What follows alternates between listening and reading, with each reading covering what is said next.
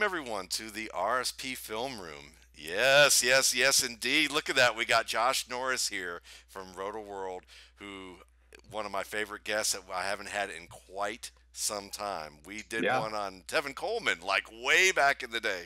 and I think that was one of your first ones, I, Matt. And wow, that really it's been that long.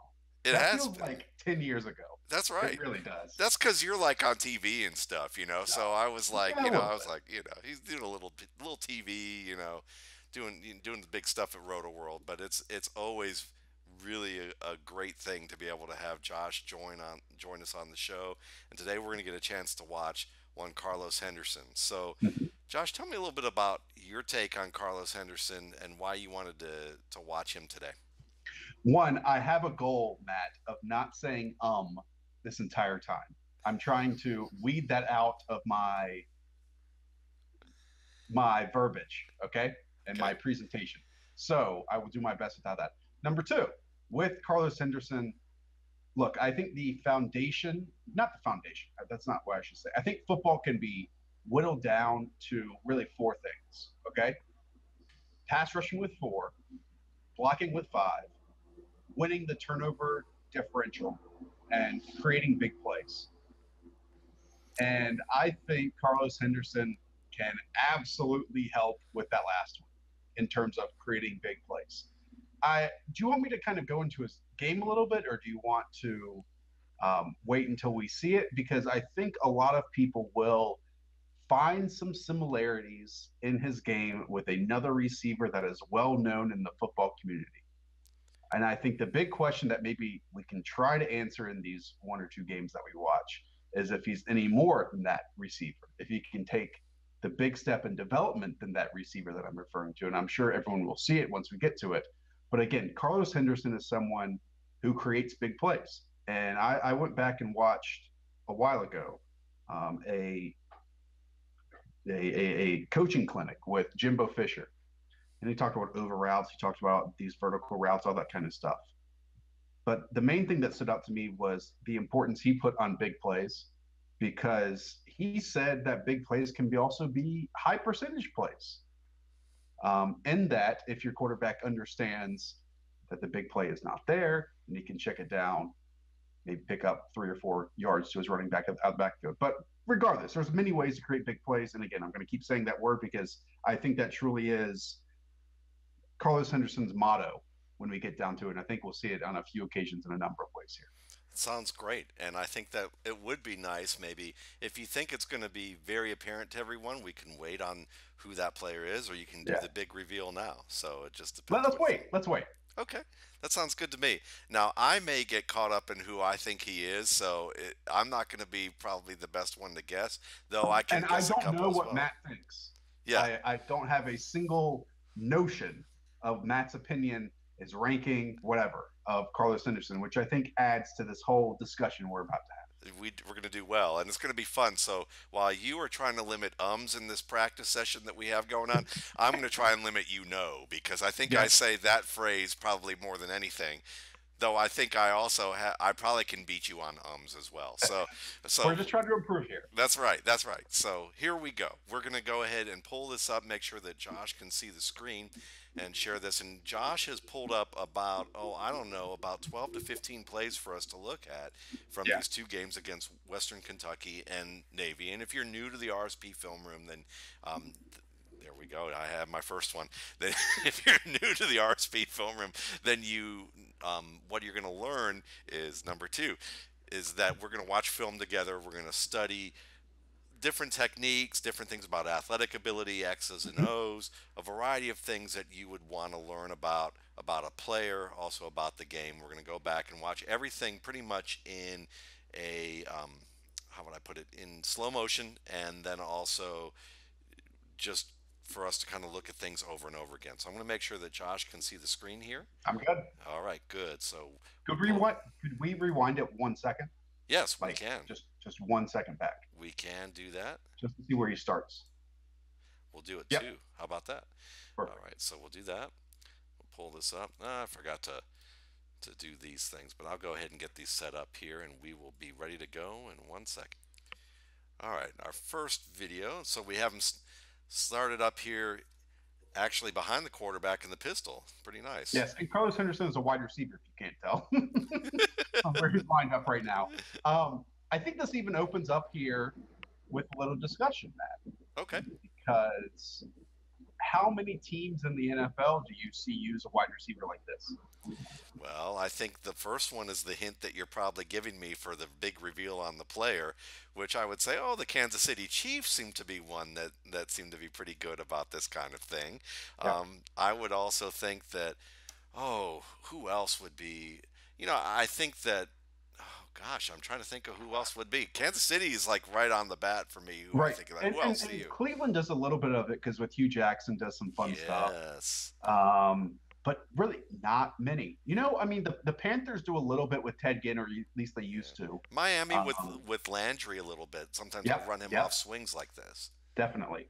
But I think that brings up a point, and you can, I don't know how you want to do this, but if you want to hit play, Yeah. we can see how successful Carlos Henderson is in situations like this. I mean, it is a manufactured touch, And you and see, then just anticipating angles, right? Like a lot of ball carriers, in this case, might go straight up field, and in some cases, going straight up field is going to work, right? But look at how he goes against the grain of everyone, of everyone. And yeah, sure, this is he's playing Western Kentucky, whatever. Western Kentucky was a pretty good football team this year. yeah, Had a lot of players that played at a high level, obviously, maybe more on offense, but just look at again this yards after catch, and we'll see it more and more. Incredibly natural, yeah. And the burst and the acceleration is all very right? nice there because, yeah, even after going back this far, let's go look at this just as he starts to make, And look, it's not multiple steps on that first cut, yeah, right? It is 1 foot, and again, this is another theme with Carlos Henderson. Look at that outside foot, boom. It's not multiple choppy ones, right? right, It's a single plant and then instantly change direction. yeah. And then this acceleration to beat these two guys right through the crease, and he's off to the races. Eyes upfield and going. Yeah. And this is really a nice type of play. And you can see why the NFL uses this as well because it forces, when you have this motion, it forces the defense to declare a little bit more. So you have the safety come down and say, okay, I'm declaring that I am going to be taking on Carlos Henderson one on one in this situation. And that's what Right. they kind of guessed. And when you're a running back or a ball carrier and you get a safety one on one in space, you have to feel pretty confident And that you're going and to win look, it. right here, it's a 2-on-1. Yeah, true. It's a 2-on-1. He has no chance to even get back to the line of scrimmage. Very true. Very true. Because this linebacker coming into the flat, he buzzes out there, overruns the play because of how quick Henderson is. And then just upfield. Yeah. So And it's again, we're nice. going to see more snaps of this, so I don't want to keep reading into it. But um, yards up. Look, we talk about running backs all the time. Picking up the yards that are blocked for you are great, right? But the great ones pick up yards on their own, create yards on their own, Yeah. right? And in that situation, that was basically an extended handoff. Yeah. And Carlos Henderson was a running back. And look how many yards he created on his own. He took it from his 20 down to the other 15. Yeah. The Really other to the 10, 10. And he gets 20. He gets 15 more at the end of this play. instead of just stepping out of bounds. Yeah. And that's not easy when you're running at full Nope. speed. And final contact is another 8 yards. Yeah. Yeah. And again, that's going to be another theme that we see as well. Yeah. And the momentum thing, when you can go that fast and you can stay downhill, you can get that momentum based power, and that works very much So in one's favor. I think, and I'm not going to criticize anyone here, but a lot of times when we see individual plays, gift or gift or however you want to say it on Twitter, we don't understand the situation of it. Yeah. Sorry, I just said the down and distance is many times not factored into a certain play call. I see it all the time when quarterbacks take sacks and someone says, "Oh, look, he has a wide open running back in the flat." Well, it was 3rd and 17, you know, like Yeah. still looking down the field. Yeah. Um, Look at Carlos Henderson again, 3rd and goal, and look what the play call is. Here we go.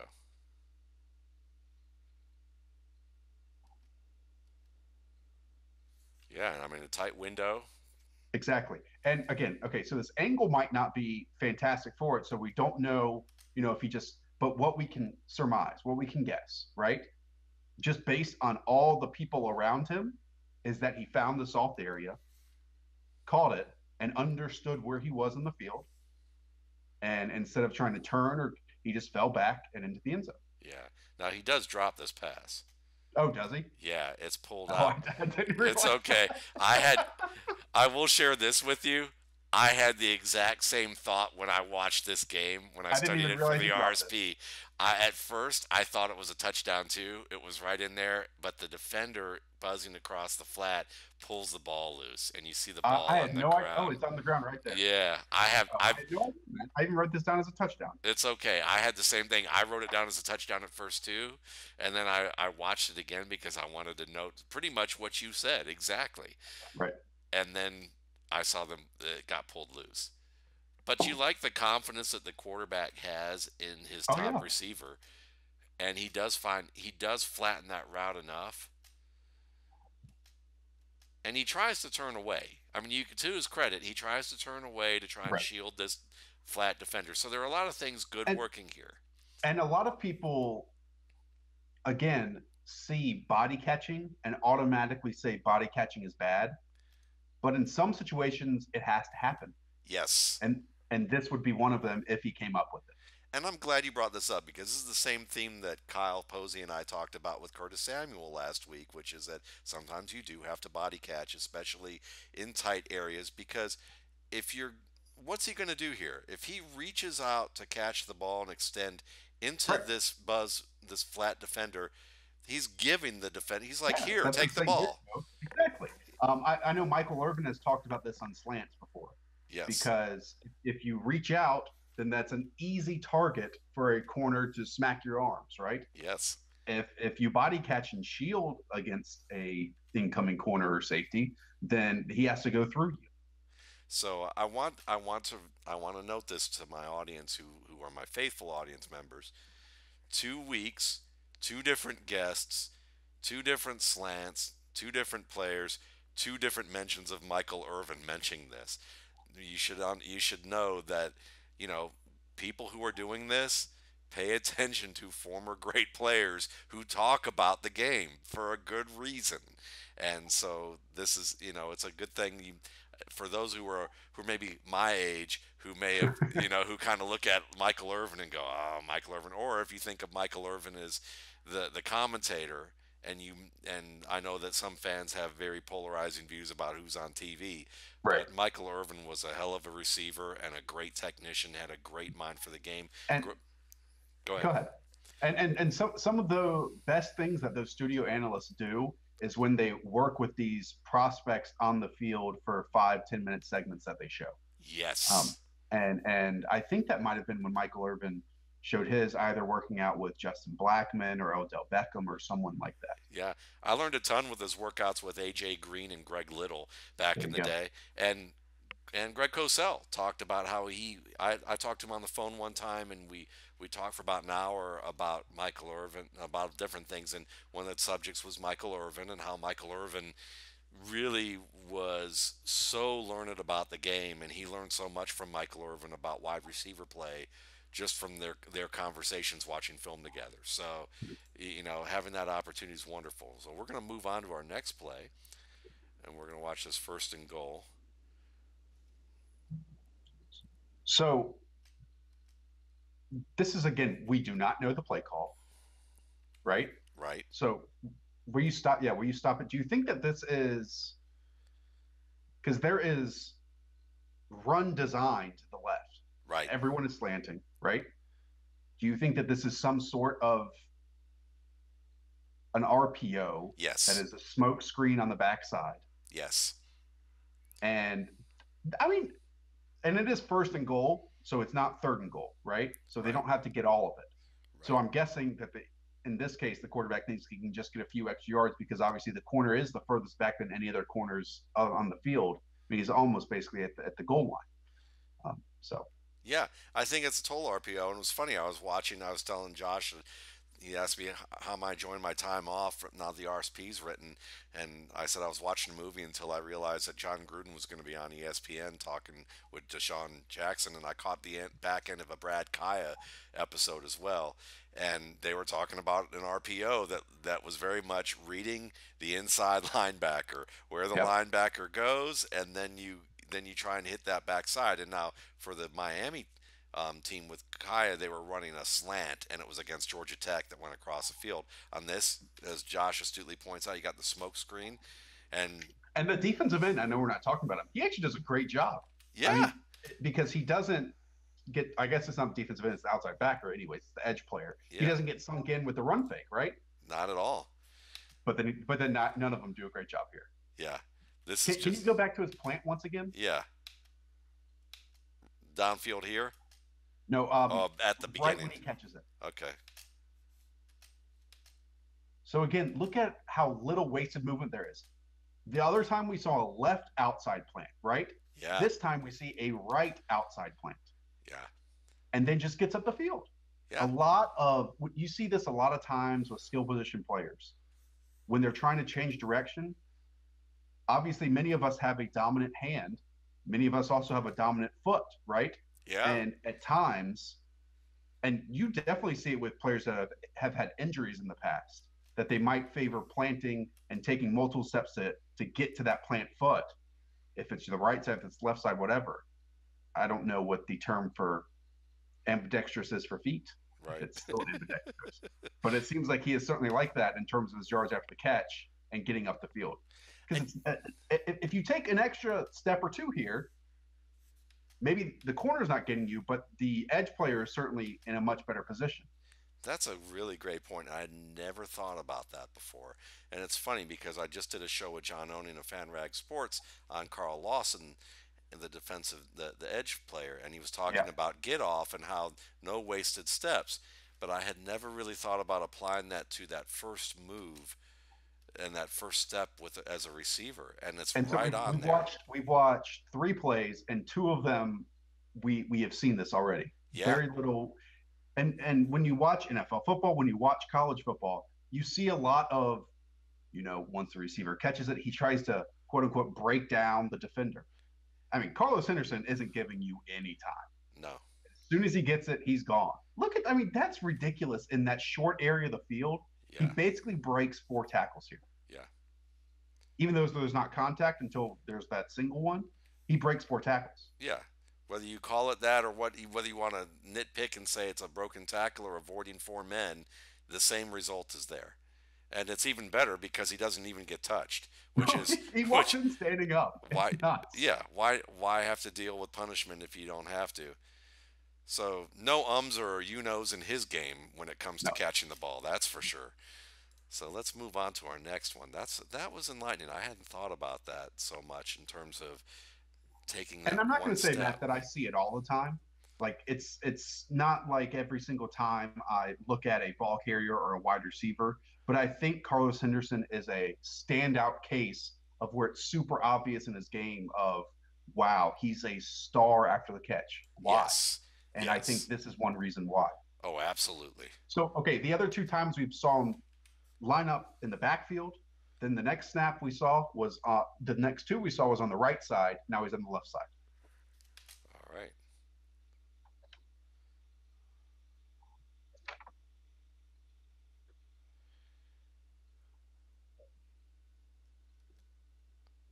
And again, Yeah. right at the catch.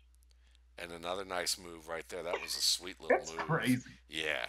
The anticipation, he understands. I mean, the game slows down to him.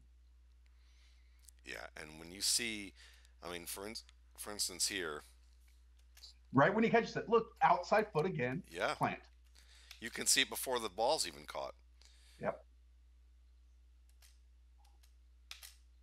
I've missed it there. Let's try it one more time.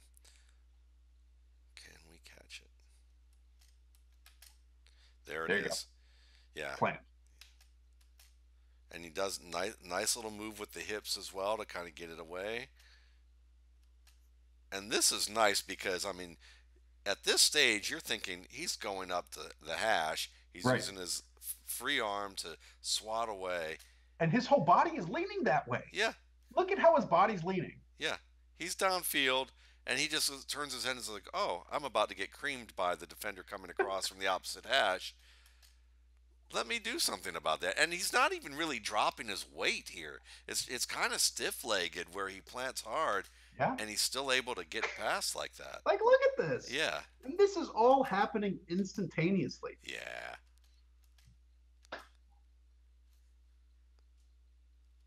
So, Matt, I'll tell you this. I was also thinking a little bit of Tyreek Hill, as who you mentioned. Right. But the big question here to me is we all love when the ball is in Cordero Patterson's hands. Oh yeah. Oh yeah. In fact, many people fantasize about a move to running back. We see it at times as a kickoff returner, and we'll see that as well with Carlos Henderson in a bit. But and there were even some highlights of CPAT coming out of Tennessee along the sideline, toe tapping, things like that. But his game never progressed, and like he was a true receiver, um, being able to create separation with his route. Yeah. And I think we see a little bit here, a taste of it here with his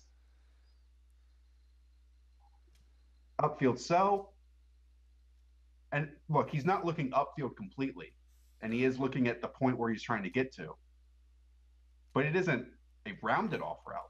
No, it's not a bad route. No. You look at it and say, if I were to classify, I'd say this is a good route and it shows promise for him to get better. And then I would say, okay, now it's time to nitpick you. So, okay, now we're going to nitpick you. You have a nice little slide release inside. And while I'd like to see maybe the pads down a little more, first thing I'd want to see is him driving, using that speed and driving more downfield. His pads aren't bad, but they could be a little lower, and he brings them up as he starts to drum his arms. And that right there, if he were facing a man corner, that would be a tip off. He's playing zone, not as big of a deal. You can see him getting his head around. He drops his weight some, but you want to see maybe a little bit harder of a bend so he can really sit down hard and drop that weight more and be sudden. But again, in this situation, it wasn't necessary. It wasn't necessary. He looks the And ball in well. and okay, this is another instance because obviously he's somewhat bracing for contact or understands contact is coming. Yeah, That it's another body catch, but I'm not going to say, oh, body catch negative. You know yeah. I I like to wait for a number of plays before I start talking about whether a guy's a exactly. body catcher or not. And there's some things I look at that I think tend to do that. One is that, does he get confused with how to use his hands when the ball's arriving at a certain height or distance from his body? And does he not have a good understanding inherently of where his hands should be? Does he have his hands in a poor position? Does he kind of change his hand position as he brings his arms out? Or does he just simply drop the ball whenever the ball's away from his body? Right. It's kind of the Robert Meacham And thing. he's certainly not uncomfortable in this type of situation. So does he keep the ball in his left arm or does it switch over immediately to his right arm? I think he, It's kind of down the middle, isn't it? yeah, he's kind of still holding that And option. then it goes to the right. All right. Yeah, a little option quarterback I was style I was right about to there. be amazed if it was automatically in his right arm after this. You're right, but he did well. I mean, and I would. We don't know for sure if he body caught this one. I mean, it's pretty with his back to the target like Yeah. this. It might have been close, but another Could be a player, bucket catch. yeah, another player who catches the ball to his body an awful lot, but still does a great job when he has to catch it with his hands and against contact is Golden Tate, Yeah. who is also a pretty physical player after the catch. Like that's and then he finishes on this run too. Yeah,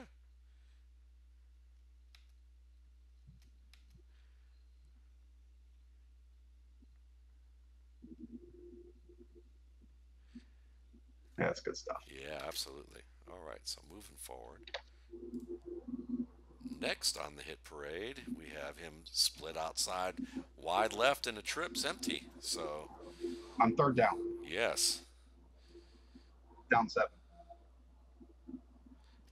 QB's looking in that direction all the way. Looks like we got ourselves a flag route or corner route here, maybe. I don't know if or it's a comeback. Might be a comeback. I forgot. So I should say out there, Carlos Henderson measured in at 5'11", 200 pounds. So he's a sub 6 foot wide receiver, right? Right. So anytime sub 6 foot receivers at least attempt to win contested, I love it. Sure. Leaving their feet. I mean, my guy who is playing on the opposite end of this field, Taywan Taylor, does that. Yep. And I love this. Yeah. I mean, he's getting hugged on the waist while he's going up for the ball. Nice hands catch. So if you had any questions about him as a body catcher, you understand that when he needs to, at least. He showed good technique high, good contested play. I mean, we're going to see a replay of this, I'm pretty sure, because I do remember this play. And look at how he has to leap and then adjust and extend inside, not just directly over his head.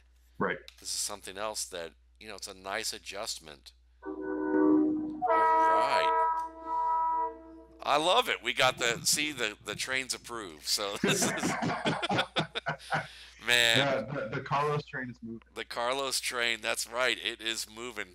Man, I grew up like nearby trains like that as well. I used to go to sleep here in that, so it's kind of funny. Man, I'm at the intersection of the trains that go to New Haven, Connecticut, and the trains that go to Danbury, Connecticut. See, so during the 5 o'clock, 6 o'clock hours, maybe 6, 8 an hour.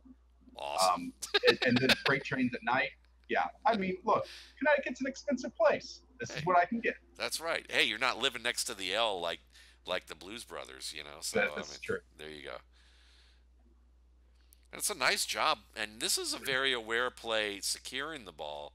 I remember this as well because he feels the defender on his inside hip, right, and watch him pull it down to his outside hip.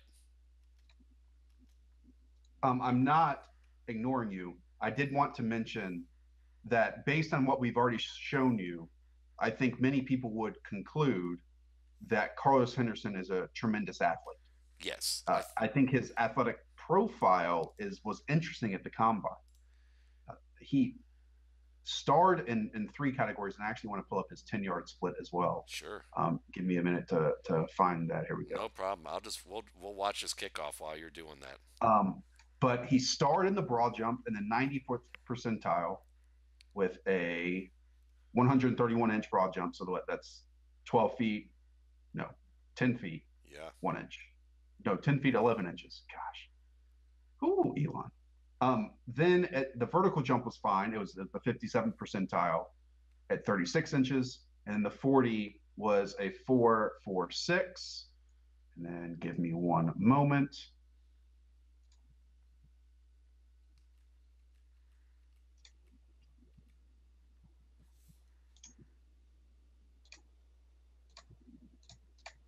To find. Here we go. His 10-yard splits were 161. Okay. Electric. Yeah. And but like 159, 156, things like that for hand times. So now let's break this down a little more because you talked about the broad jump. I talked to a scout that I know pretty well who does a good bit of analytics, and he was telling me. I asked him. I said, "So what is after Carlos? Actually, it was after the Dalvin Cook combine numbers came out, and I just said, yeah, I was like, so I never really thought broad jump was a huge deal from anyhow with some of these things." Because it seems to me that broad jump is how Barry Sanders are you. And he laughed and said, yeah, that's a good heuristic for saying what the broad jump is. But which means nobody's Barry Sanders. But at the same time, for a wide receiver who carries the ball, and we saw we saw earlier in the Western Kentucky game where he's making one move or just a jump cut or just one step to change direction. One explosive movement. Exactly. That's the broad jump. Yeah. and you see And it in play. and what's interesting is we think of a lot of these yards after catch receivers might meaning that they have a short area quickness or short area agility. Carlos Henderson's tests in that area were awful. Yeah, Were awful. His three cone was awful. It was in the 11th percentile. His 20-yard short shuttle was awful in the 15th percentile. You know, yeah, so it kind of shows you can. I mean, there's one more than one way to skin the cat. You know, that's right. and little wasted movement. Like let's say he had multiple steps or used multiple moves. Maybe that is the short area stuff, right? But that singular plant and then an explosive movement off of that fits within his profile with that 40, that 10, and the broad jump and the Yeah, vertical jump even. yeah, So, and you can see where maybe he might get better at it because I mean he doesn't bend drop his weight all that greatly, and the three cone drill and the 20 shuttle are drop your hip type of yeah, exercises. flexibility. Yeah, I mean, yeah, you're right. He's kind of like a straight leg kind of guy. Yeah, Um, and again, just look at this vision. And sure, poor tackling to start. Fine, whatever you want to say. but here's that one stop move right here,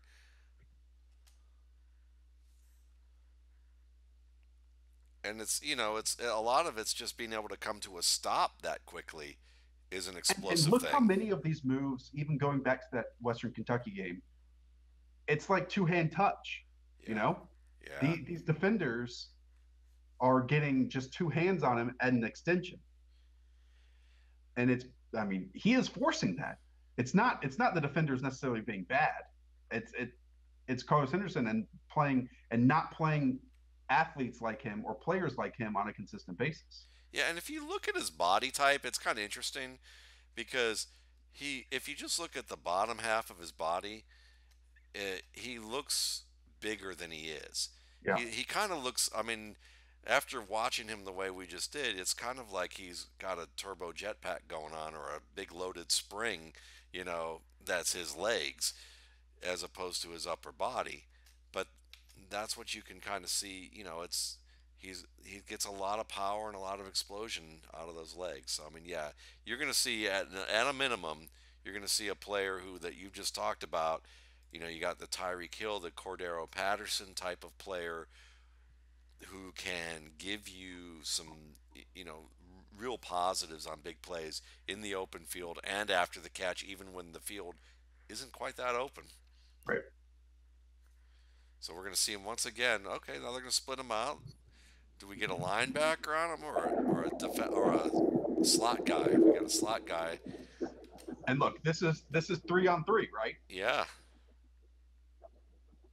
So then turns into one-on-one if there are good blocks, and he doesn't stay inbounds. It's a nice shove from the defender, I guess. yeah. But again, it's a one-on-one situation. I don't even know where he goes out of bounds here. I guess it's a 9 at least yard gain or it's a 13-yard gain. Yeah, it's a nice play.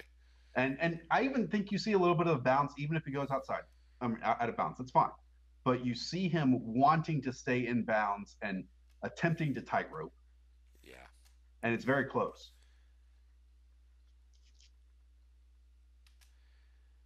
And I think that I like the fact that he's good at being able to keep his body downfield. He doesn't have a problem last second to kind of turn a little bit and make that catch, even if it's not a perfect pinpoint throw. Right. We see him making plays away from his body with incoming defenders. So can It's you good. go back to the point of where he catches the football real Sure, quick? I just want to point something out. sure. So look at the defender that is going to make the tackle. It is, I'm guessing, will you put your cursor on him? It's this safety coming down, or is it? Let's see. Yeah, it's the safety coming down. So they meet halfway, right? But he also forces him to take a tough angle. I mean, he's reading his blocks. I'm not saying he's looking at that defender necessarily. But his He's burst probably is picking. enough. Yeah, Yeah, he's picking out a spot and he's running to it. yeah. It's a good burst as But well. these types of plays, especially with, let's say, quarterbacks that aren't entirely trustworthy in the NFL, right? Yeah, Extensions of the running game and getting someone out in space. And I guarantee you, a good coach will do his best to manufacture touches and get Carlos Henderson out in space. That's the most obvious thing we're going to take from this entire session. Yeah. But what I also like is the potential for more because we watched him run a dig route against zone Exactly. a more advanced pro quarterback who's very good in between the hashes is going to be able to hit him in stride, and you hit this guy in stride, and he's gonna make more than Western Kentucky and Navy miss Right. in the open field. And look, we talk about floor and ceiling all the time. We just mentioned his floor, and then the ceiling is, a possible bona fide wide receiver that you can leave out there in two or three wide receiver sets.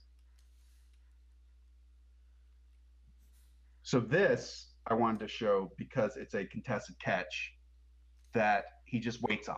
Yeah, And it's a 3rd and 17. And I mean, this is a longer developing play, and it's most likely a comeback. I think there might be a replay. I'm not sure. okay, But he should come down with this catch. yeah. It's a good play by the defensive back, but he should come down with this catch. And we're gonna see something that we're gonna see something that we probably witnessed at Senior Bowl practices this summer, this off season, which is he could run this route deeper. He could run the stem deeper, and a guy like Al Saunders in Cleveland was teaching all of the receivers in practice. Look, run the stem deeper, and Fred Ross was probably the one who got it the best. I think Traven Dural was kind of like putting his arm around Al Saunders and going, "I'll get it eventually. It's just probably not going to be this week." It kind of looked that way to me. He looked really friendly with Al, but and he was getting the pat on the behind, but this is the type of thing that if you can extend your route and use your speed and force your defender's hips to turn, that's great that he did that. Right. But if you can get more depth and keep running back to the ball, waiting there like that, certainly not. He could have probably run back right away anyhow. I mean, Right. it's almost like it's a fallout route and the ball came kind of late. I mean, if it was a fallout route and rather than a comeback, then I would say he ran the right route and the ball arrived late. But if he's really running a comeback rather than breaking it outside, then I would agree with you. He needs to come back to the ball a little bit more. But that's the question: is whether or not this is kind of a spot out in a way. Kind And of, and it might be because obviously it's 3rd and 17, and it's a 15-yard route. yeah. So, because let's see the stem, because the stems on, but the stems on spot outs tend to be, yeah, he slants it out a little bit. So the stems on spot outs tend to kind of slide out diagonally, and he does take a diagonal route to an extent, and then kind By of the way, fakes I wish inside. I wish we had another hour to talk about Trent Taylor, number 5, his buddy. But Oh yeah, I like look, Trent. Trent Taylor is someone that the odds are against him because what? He's like 5'7", Yeah. 180, 190, a slot receiver, whatever. But I will bet on Trent Taylor having success in the NFL. Yeah, I like Trent Taylor. Actually did a little boiler room episode on him making a contested catch in the end Yeah. zone on a fade route and talked about how he does a little more than you would expect for his size on a consistent basis. He's a guy that's getting kind of under talked about and slipping under the radar because of the fact that Switzer is such a big name Yeah. in that same spot. But that doesn't mean there's not room for, there are other teams that need slot receivers, and this guy could very well be it. So I think that's a really good So once point. again, we've seen out of the backfield, we've seen in the slot, we've seen left, we've seen right, and now we see him right slot. Well, no, this is right outside. Sorry, because the hash marks are so wide in college. Yeah, Okay, this nothing happens with him, but I wanted to show you a little bit of him working into a soft zone. yeah, Um, and look, obviously he doesn't get the ball here, but I think it does show that he does present a target. Obviously, the quarterback feels like the pocket's.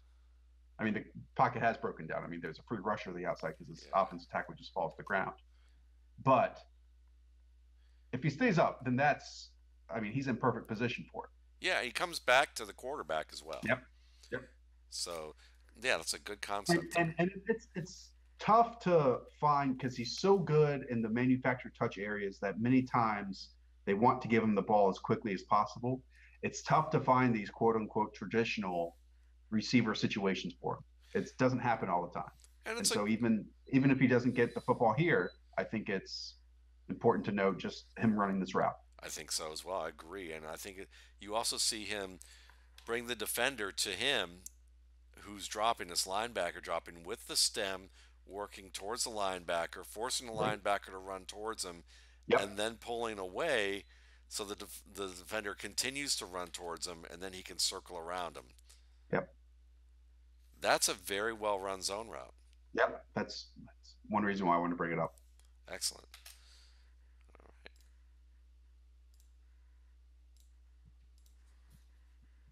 Third and goal.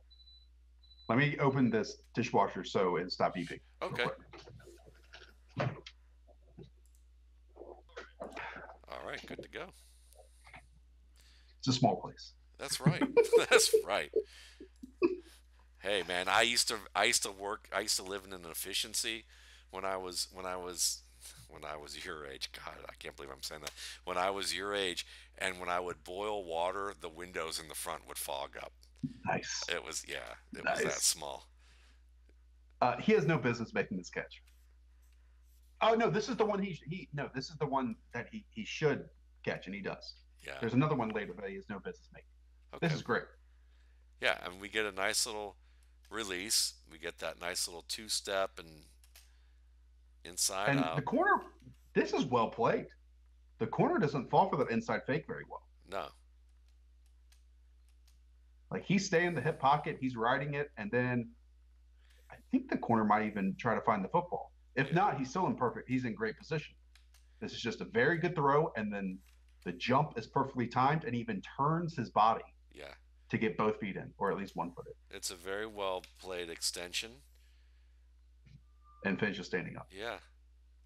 And I like the fact that he tried to chop through here, even though he missed trying to do it. That little actually is kind of a swat upward, which actually that worked reasonably well. Actually, when you look at it from that standpoint, knowing that it was kind of an upward trajectory of his left arm. But we've seen numerous third down situations where he's the guy to get the football. Yeah. And look at And look, I'm not going to read into that necessarily. Like it's in many ways that should be what happens, for a wide receiver with his type of ability at the college level. But it's just worth pointing. yeah. I like this whole play. I mean, really, the release move is good. When you look at this again, I mean, you got the footwork, and then you get the dip of that inside shoulder, and that arm comes up to swat upward, so the defender's arm ends up going up and never gets a hand on Henderson. And Henderson, it looks like he stumbles here, but he really isn't. He's actually leaning forward through this play to drive and then make that turn. I mean, that release gets him that position really Yeah. well. Yeah. Yeah, that's a pretty play. And And again, that's sub 6 foot wide receiver doing this. yeah. It's a good throw too. Yeah.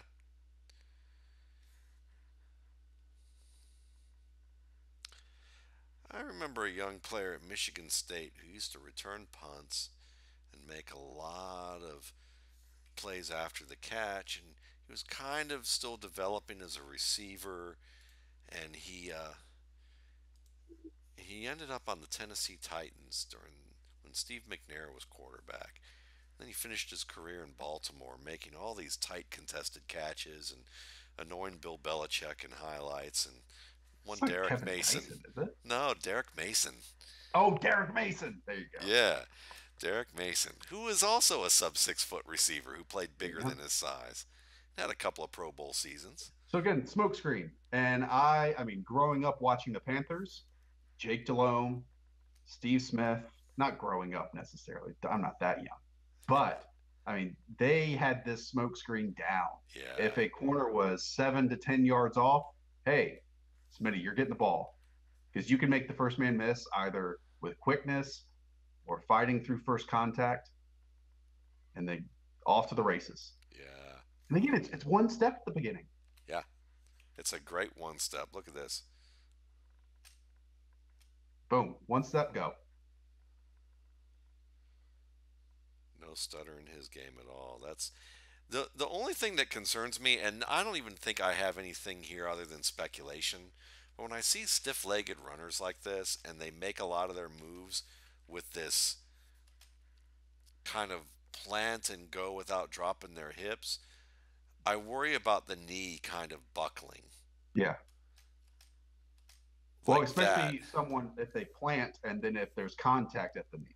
Yeah, that's what I worry about a little bit with him.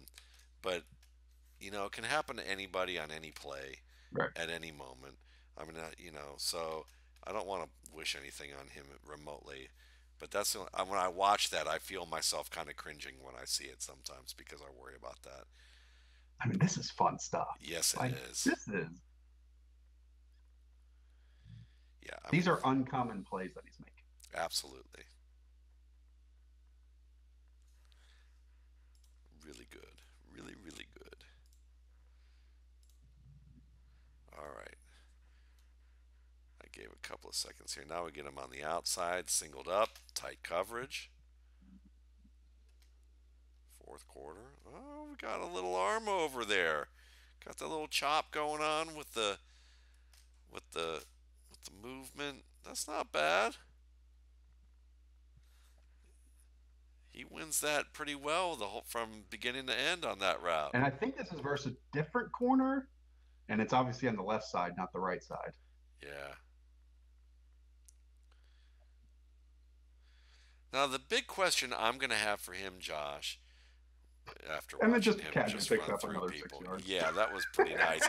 I was about to go. I'm not going to say anything yet. Let me stop what I was about to say because that was nice.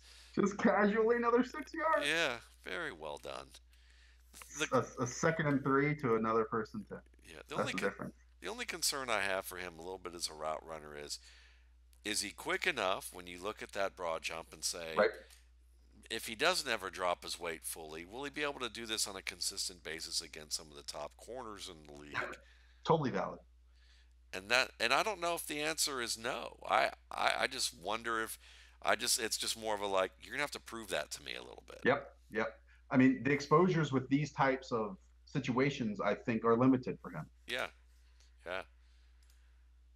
All right. And in many situations, we've seen him on the field side of the field, meaning the space where there is more room. But now we get to see him a little bit on the boundary side. Yeah. And that spacing at the college level is much more obviously significant than it is in the NFL level.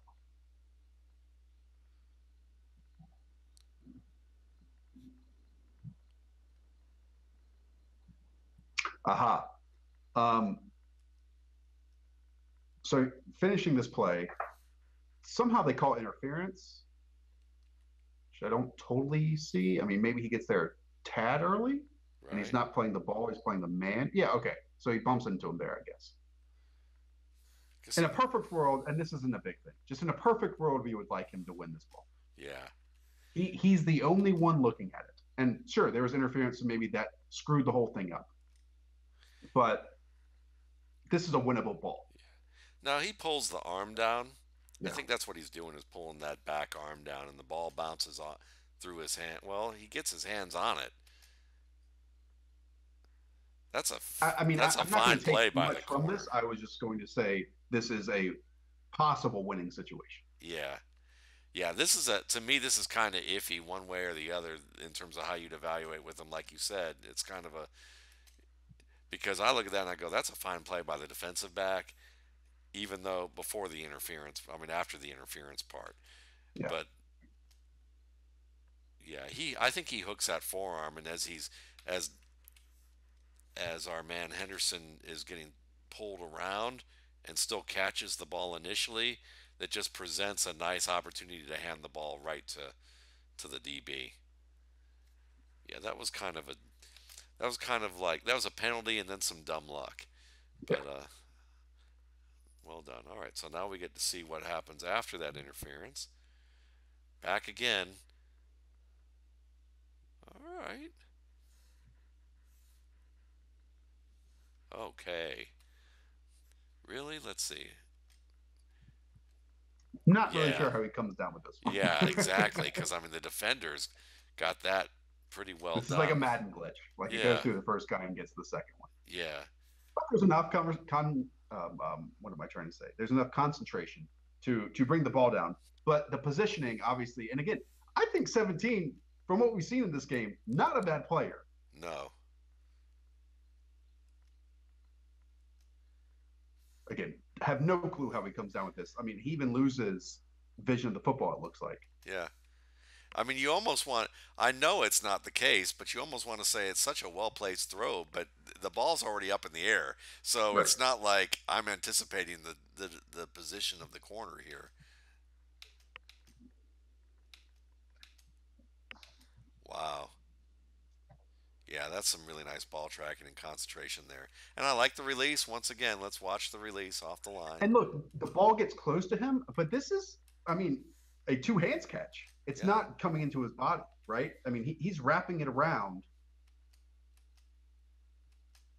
Nice little chop there, too. I love the head fake at the beginning. I'm going to look at nice little head fake. Got a little bend going. If he can get a little more bend going on, he could be devastating. But let's see. He pushes the arms down. I love that. A little infighting there at the top of this. I mean, look right here. Get that. He's got his I mean, arms he's over doing his the best to arms. create some kind of separation, both a little bit before here and right here. Yeah. And that's exactly what you want to see is as a fade route receiver, you want the hands over the arms or over the shoulders of the defender before the ball's in the air so that you have the advantage to bring your arms up and not the defender bringing them, and you have to try and work your arms up through the defender.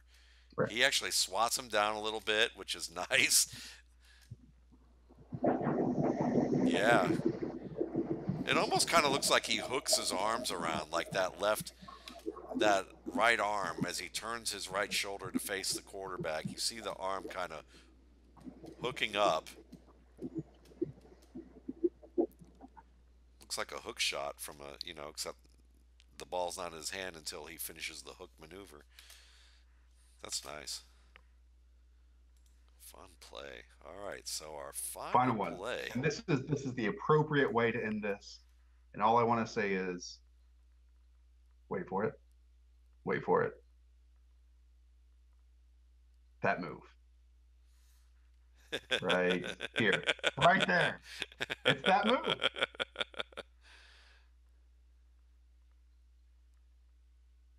All right, let's see that again. We can see that a few times, right? Come on, that's worth a couple of replays. So much of his yards after catches against the grain. Yeah. And I don't know what that is, the success rate of that is versus NFL and college, whatever. But man, does it work for him. Yeah. And if he has the burst, I mean, the only thing that I would say is, Look at it's once again, it's one plant. yeah, Outside foot and go. and And he's he gonna, eats up a ton of ground with it. yeah, he's gonna get yards. Now, a defensive end in the NFL might catch him here, but still, we're looking at a first down on 2nd and 5. That's good That's a enough. 10-yard gain. Yeah. And if not, It's another 10 yards. yeah, exactly. Beautiful stuff. Absolutely beautiful stuff. So the overriding question here is,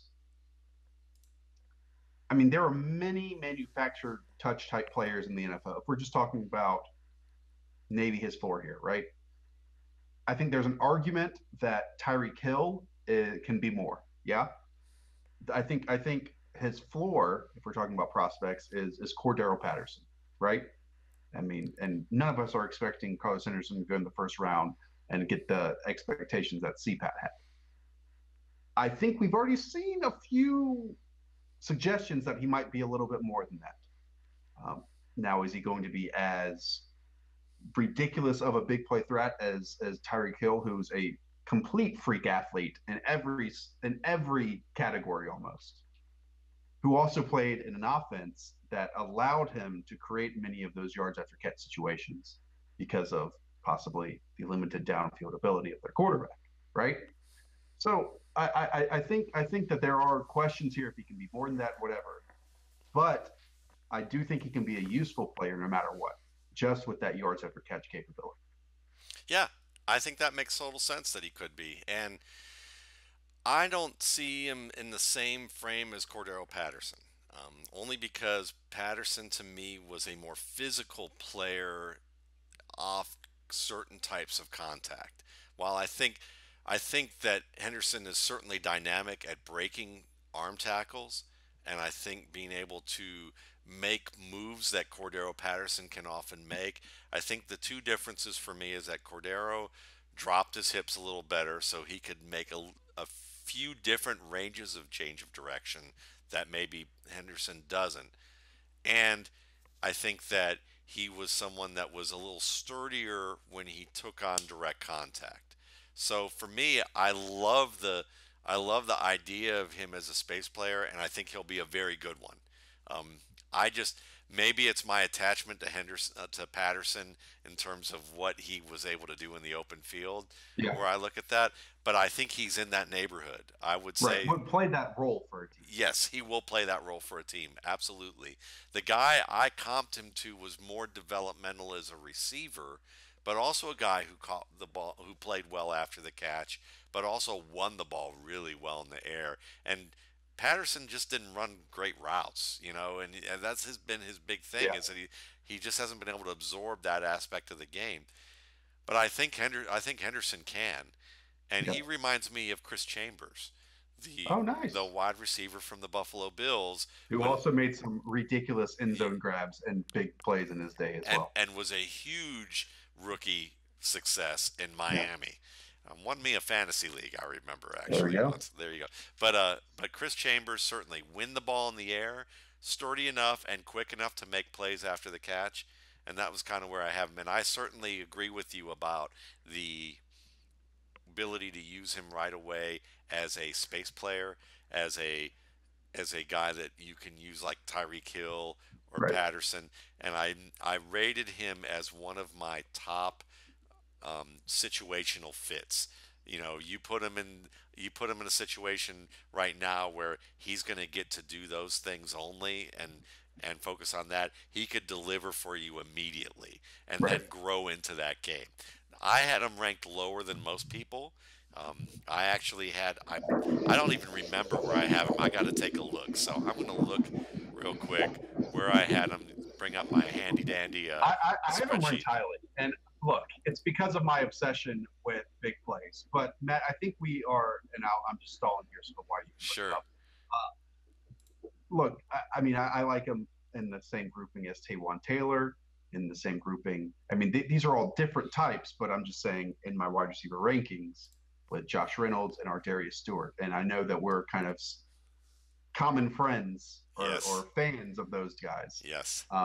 But and each offers a different skill set in many ways. Yes. But it's tough for me to get over the impact of big plays because so many people do it in different ways, and I think Henderson's is a clear example of how his production was produced in college. It can translate to the NFL because it's in my opinion a translatable trait. Yeah. I have him. I have him 23rd, which sounds Wow, fairly low. Which you sounds do really have low. it really low. You Yeah. were saying all these positive I things the do. entire I time, do. Matt. I do. Wow, I do. But I have him. But you have to understand too the it's fine. I difference. mean, a Yeah, I know. ranking is a ranking. It is It's a not. ranking is a ranking, Yeah, but he is a the reason you have to understand that too is that a lot of the players that there are players that I have ranked that I know probably have no business being there, like Speedy Noyle. I love Speedy Noyle. yeah, I have him ranked just a step ahead of Carlos Henderson, but yeah. it's but Carlos Henderson is really when it looks on my board, if he improves his routes, and here's the other thing. If I didn't get to see that Navy game. If I saw that Navy game, he probably would have gotten a little bit of a higher grade for me based on his releases Did because you take a look at it when I we were going to do this? I didn't take a look at it and Okay. I hadn't seen it before. If I had seen that Navy game, I probably would I didn't see those types of releases in the other games I watched.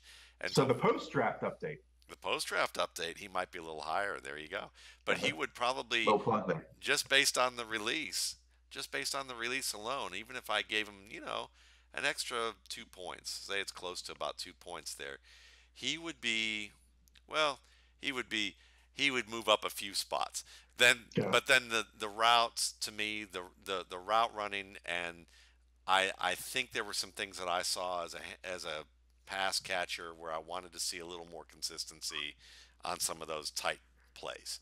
Um, and I think that those were kind of the things that I look at, and the difference to me between the 23rd player on my board and really let's see, let's look at it real quick. The 23rd player on my board and the 15th player on my board is very small. And then the difference between the 15th player on my board and really the third player on my board is even smaller. So it's a pretty tightly packed group for me. But if I had my druthers out of the two, I prefer Ardarius Stewart. I'm an Oh, Ard I love Arden Stewart as well. Yeah, I'm an Great pick. Ardarius Stewart fan, and it's because I think he's a little more physical. Yeah. Um, but if I had a chance at to me, I see if I'm an NFL play, if I'm thinking from an NFL standpoint, the benefits that Henderson has, oh, it's right away. And also with my ranking, that's another thing to point out to people is that rankings for me, I like to look at tiers.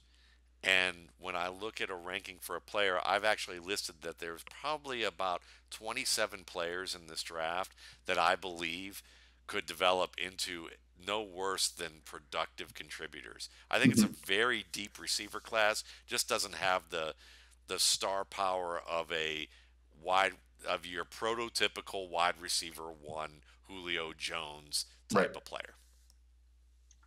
Yeah. This is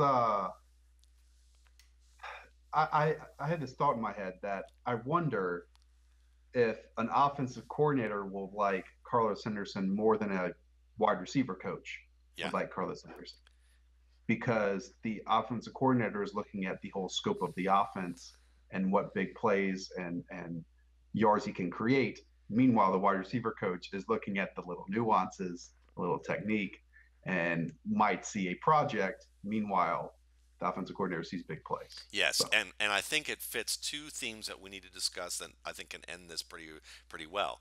Which is one is that NFL teams, I've been told that wide receiver is the position with the greatest draft grade variation of any position in the NFL. For those reasons, is one of those reasons is that because you got to think about it this way. It's not even just the wide receiver coach versus the coordinator. It could be the coordinator and the system he runs. yeah, Norv Turner is a stickler for certain types of routes and how perfect routes need to be run. And he doesn't like starting rookies, and he doesn't like guys who don't run the complete route tree and do the things that they need to be able to do. And Patterson never advanced there.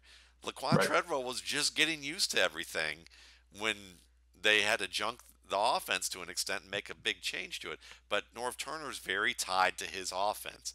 Someone like Sean Payton doesn't seem all that tied to his yeah, offense. He's kind of more like, okay, I've got these three ingredients. How am I going to make something that is really tasty on offense right, with these right, three ingredients? Whereas somebody else might be, Turner's like, well, then go to the grocery store because yeah. we don't have enough here of what I want to make. So I'm with you. I think that it just depends where he lands. And I was trying to think of where he lands. I do wonder what type of value you put on him. Not you. I'm Yeah, just speaking to one, you, one. uh, because and the question I even asked myself, like, where would I take him? I mean, but it's impossible to know without the roster and the team that I have constructed. Uh, I do think that again, his big playability, just with the ball in his hands, can create enough dynamic plays. Um, and I'm not going to put a round on it, but I do think that there will be, and like you just mentioned, a wide variation of how teams will value him based on that. Like, let's say a team has their wide receivers set, at least there's two starters, and maybe they can bring him in as a third option or not gadget plays, but again, manufactured touches. I think that would be more intriguing than someone, let's say, um, I haven't like seen. the St. Louis Rams, not St. Louis, the LA Rams that are just already have Tavon in place, just signed Robert Woods, maybe don't have set consistent outside targets, right? Yeah, I'm not so sure what he would do in that type of situation. I'd love to see him in Dallas, and the reason I'd love to see him in Dallas is because you're pretty much set on the outside, and yes, Cole Beasley's a terrific slot receiver on the inside, but the things that you could do manufactured touches wise with him as that third or fourth option at times with Ezekiel Elliott in the backfield could be really dangerous. And also, I don't know how long Terrence Williams really is going to be for the Cowboys. Oh, he's the definition of a jag. Yeah, yeah, exactly. So, and they've been trying to get, they've been trying to bring along some younger guys that Right. the guy they brought in from the Raiders, I can't remember his name, but who had some flashes last year. Bryce Butler. Bryce Butler, that's it, the USC guy. But I think that Henderson might be a guy that could give Butler a run for his money Yeah. and could develop into that wide receiver too if they keep both. You imagine they'll keep Dez, but have Dez on one side and Carlos Henderson on the other. Especially as Dez slows down a little bit more, you could see where they have that stretch the field element. Dez can still play in the middle of the field, but both of them could do that, and they're both so good after the catch that just makes life even more difficult. So that's a place I could imagine that would be kind of fun. I wonder if he would fit well with the Eagles, just with a condensed field in some situations. And I wouldn't be surprised if, and we saw him a little bit in the slot, not necessarily on the outside. Well, I think he could potentially do both, is what I was trying to say. But I think Jordan Matthews is very short term there. And so are the outside receivers. I mean, who knows what the contract situations are beyond that. But I think with a quarterback like Carson Wentz, who can test down the field, but in many situations like the short and intermediate areas, even complimenting Zach Ertz would be an interesting one there as well. Yeah, absolutely. This was great. Josh, Yeah, I really appreciate you coming back on, and this was a fun show to be able to do. You can find Josh Norris at Rotoworld, and Josh, you can also see at the bottom of the screen throughout this where you can follow him on Twitter, and obviously he does fantastic work. So for Josh, I'm Matt Waldman. You can check out more RSP film rooms at my YouTube channel, the RSP Film Room, or do my it. They're blog great. at They're fantastic. www.mattwaldmanrsp.com. Go watch them. They're awesome. Thank you much. Hold on for a minute, Josh.